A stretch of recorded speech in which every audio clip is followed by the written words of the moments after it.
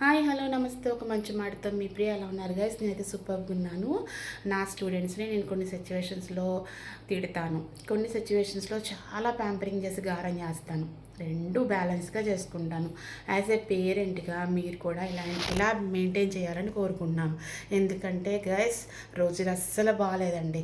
మన పిల్లల్ని గారం చేసి ప్యాంపరింగ్ చేసి చాలా బాగా మాట్లాడకపోతే ఎవడో పిచ్చి మొహంవాడు చెప్పే మాటలు, పిచ్చి అమ్మాయి చెప్పే మాటలు వినే స్థితిలో మన పిల్లలు ఉంటారు.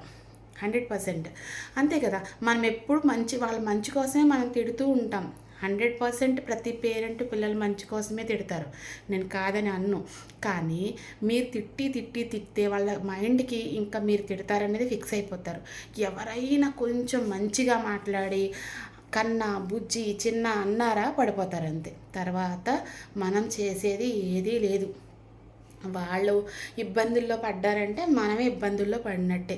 పిల్లల్ని చిన్నప్పటి నుంచి కూడా మీరు తిట్టొద్దని నేను అనను. అలా అని 24 గంటలు గారం చేయమని కూడా చెప్పను. ఒక బ్యాలెన్స్డ్గా చూసుకోకపోతే డేస్ అసలు మంచిగా లేవు. మీరు ఎంత ప్రేమిస్తున్నారో వాళ్ళకి ఎక్స్ప్రెస్ చేయండి. మీ ప్రతి కష్టాన్ని వాళ్ళకి చెప్పండి. మీరు వాళ్ళకి చెప్పకపోతే వాళ్ళకి మీరు ఒక విలన్స్ లాగే కనిపిస్తారు. మీ కష్టాన్ని వాళ్ళకి చెప్పినప్పుడు మీ డాడీ ఎంత కష్టపడుతున్నారు, మీ మమ్మీ ఎంత కష్టపడుతున్నారు అనే విషయాన్ని వాళ్ళు అర్థం చేసుకుని వాళ్ళ యొక్క లైఫ్ స్టైల్ని మార్చుకోవడానికి ఎక్కువ అవకాశం ఉంది. మీరు వాళ్ళకి ఎక్స్ప్రెస్ చేయనంతసేపు కూడా వాళ్ళు ఎలా ఫీల్ అవుతారంటే అంబానీ పిల్లల్లాగే ఫీల్ అవుతారు, మీరు వాళ్ళ విలన్స్ లాగే ఫీల్ అవుతారు. మీ ప్రతి కష్టాన్ని మీ పిల్లలకి షేర్ చేయండి.